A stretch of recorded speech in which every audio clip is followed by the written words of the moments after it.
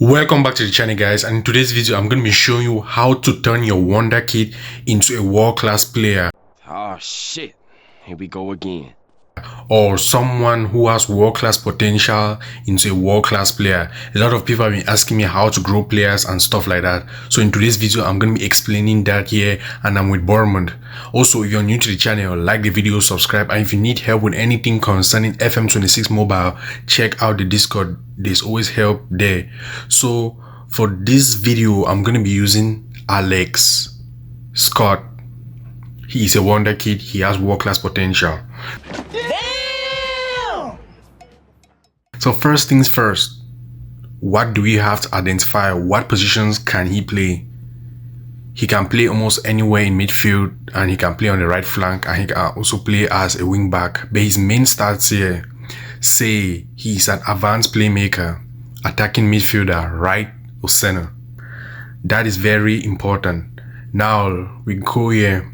We come into training. One way you can easily develop these players is just sending them out on loan. But if you want to grow them yourself, then this is the right place. So when we were here, it said advanced playmaker. When we come to training here, make sure that his focus role is on advanced playmaker. You want to make sure that the role that he is learning how to play is advanced playmaker.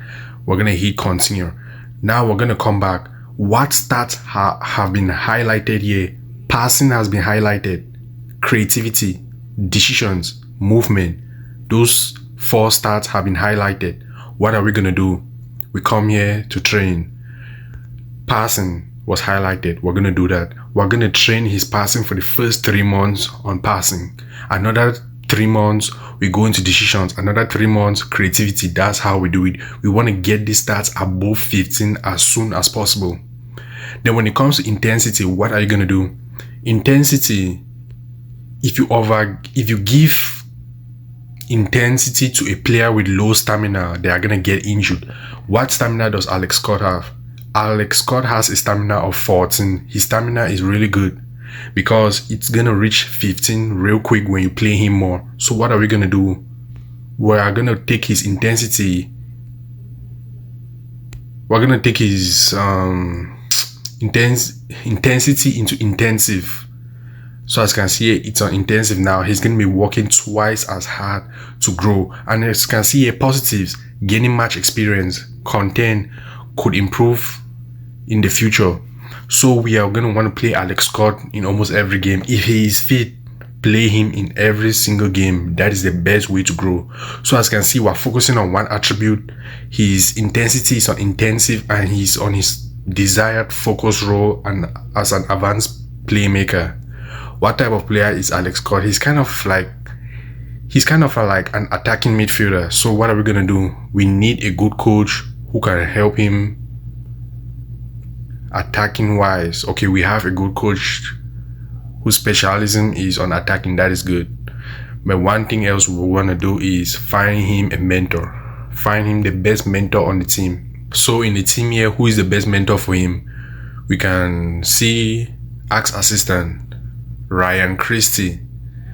Sean Cooper believes Ryan Christie will be a perfect role model for Alex Scott because of their similar playing styles. He's going to help him with teamwork, aggression, and movement, which is really good. We are going to want to confirm that. That is one spot that has been taken. Now, Alex Scott, when you play him in this role, he's going to get better. This way, by the time he reaches 23, he's going to be at his absolute peak. I can bet you that. So yeah, that is just how to grow your players in FM26 Mobile. But now let's go into another section. Let's say you have a player who has already passed his peak. Let me not say he has passed his peak, but he's like 24 years old and he hasn't reached his world-class potential yet. What do you do to a player like that? Let's go into tactics. Let's say someone like Semenyo. So as you can see here, his stats are pretty good, but with this stats right here, and him being 25, he can definitely improve more. One thing you're not gonna do is his stamina is on 14. For older players, do not put them on intensive intensity because it's gonna get them injured fast. You only do that to young players because their stamina are really good. So his intensity is gonna remain on normal. Of course, he's an inside forward. Wait, let's go back here. Okay, inside forward matches. And these are his highlighted stats: dribbling, passing, shooting, pace, decisions, movement. Simply go into training and you simply go into those highlighted ones. What stat here isn't over 15 yet? His passing, and it was highlighted. So we're gonna work on his passing, and we're just gonna want to keep playing him in every game, and that passing is eventually gonna increase. Also, he's an attacking player. He's gonna need a good attacking coach on the squad, and we already had that figured out with Alex Scott. So Alex Scott is gonna help. The coach is gonna help both Alex Scott and Semenyo. One eternity later. Now, injury-prone players, what do you do if in case your Wonderkid keeps getting injured every time you put him on intensive? What do you do? Let's just use an injured player as an example. We have Clivert.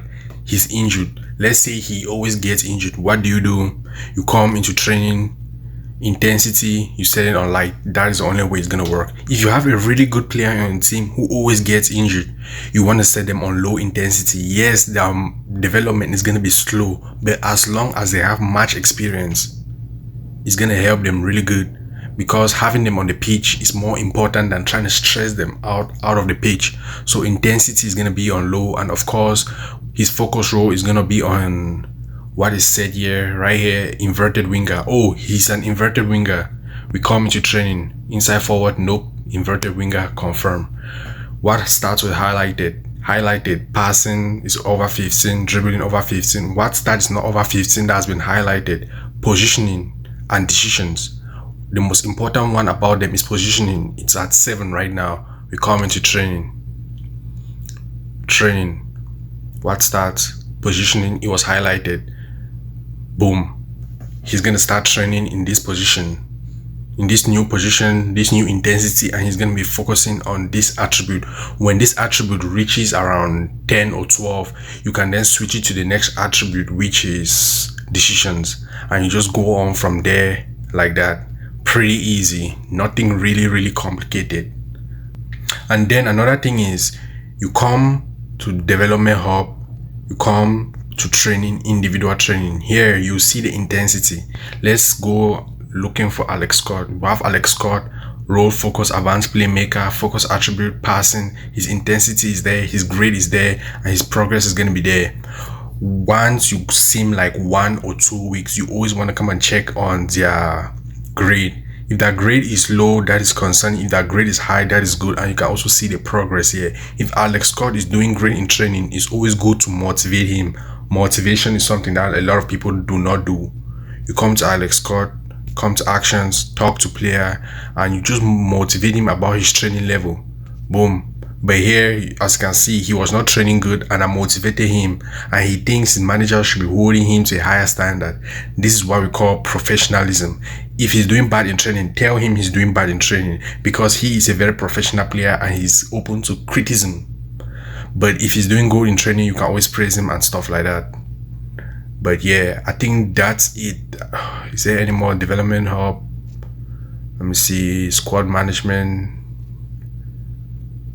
And also, yeah, if you just want to do this fast, or the player doesn't have a good position in the squad, you can just loan the player out. Loaning is probably the easiest way to grow players on this game.